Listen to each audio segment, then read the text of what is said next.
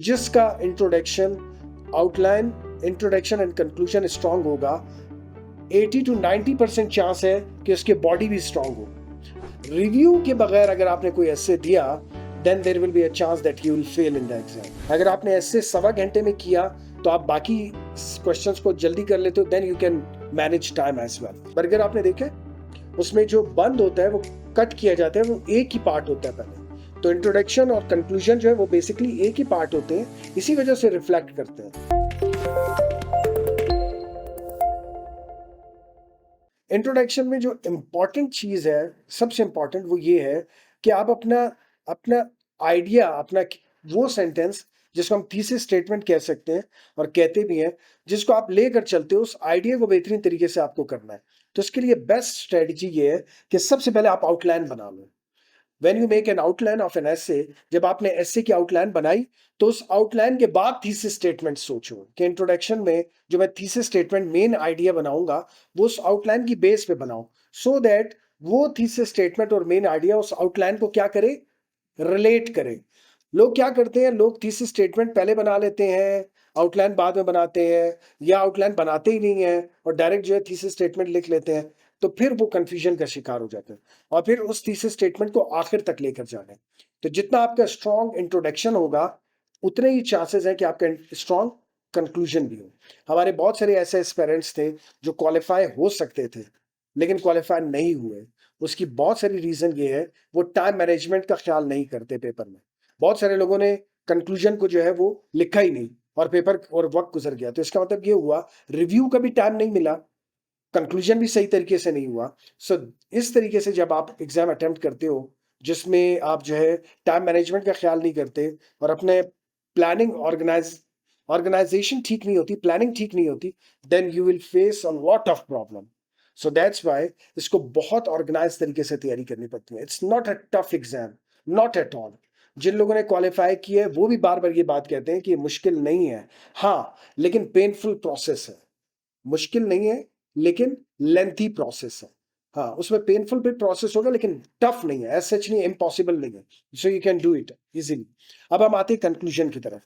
तो इंट्रोडक्शन में आपने अटेंशन गेटर दे दिया। इंट्रोडक्शन के बेसिकली दो इंपॉर्टेंट पॉइंट आपने याद रखने। Number one, attention getter. अब अटेंशन गेटर कैसे आप दोगे? एसेस किस टाइप का ऐसे आया है? परसुएसिव ऐसे आया है, आर्गुमेंटेटिव ऐसे आया है, प्रॉब्लमेटिक ऐसे आया है, किस टाइप का ऐसे आया है? एक्सपेंशन ऑफ एन आइडिया आया है। जिस टाइप का भी ऐसे आया है उसके मुताबिक आप अटेंशन गेटर बनाओगे उसी वक्त, सोचोगे। और attention getter can be a quotation, can be a definition, can be a shocking statement, can be anecdote, illustration, can be story, can be poetry, whatsoever you think, what type of interest do you have, और किस तरीके से आपने उसको लेकर जाना है, आप उसको अटेंशन गेटर में दोगे। तीसरे स्टेटमेंट के लिए मैं बार बार ये बात कहता हूं, तीसरे स्टेटमेंट के लिए पहले आउटलाइन बनाओ। आउटलाइन बनाने के बाद उस पूरी आउटलाइन को देखते हुए you have to think about it. कौन सा ऐसा जुमला, कौन सा ऐसा स्टांस है जिसकी बेस पर मैं ये सारी आउटलाइन को जो रिप्रेजेंट कर ले, that is what thesis statement.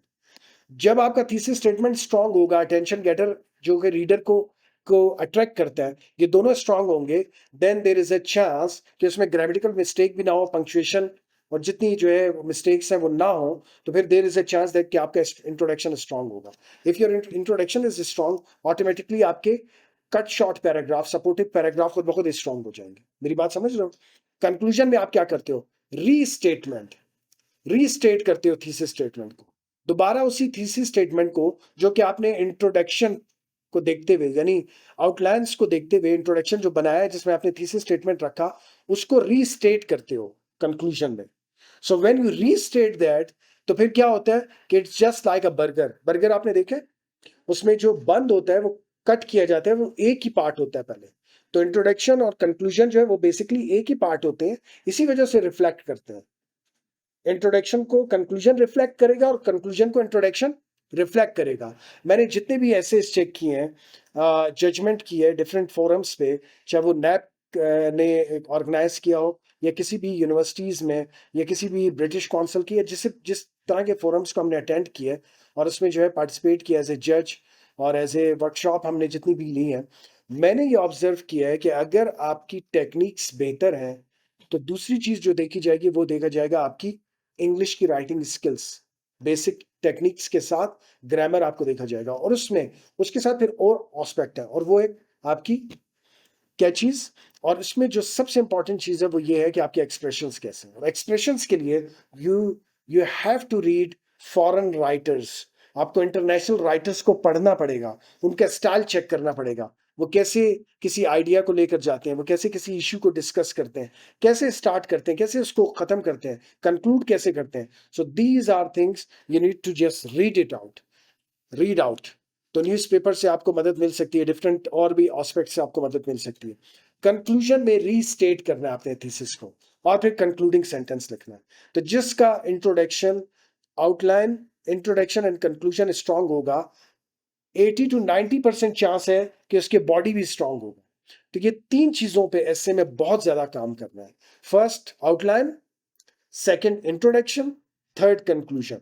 ये तीन चीजें अगर स्ट्रांग होंगी तो मिडल पार्ट जो है वो ऑटोमेटिकली स्ट्रांग हो जाएगा। इस चीज का आप लोगों ने बहुत ख्याल रखना है। ये बात क्लियर होगी?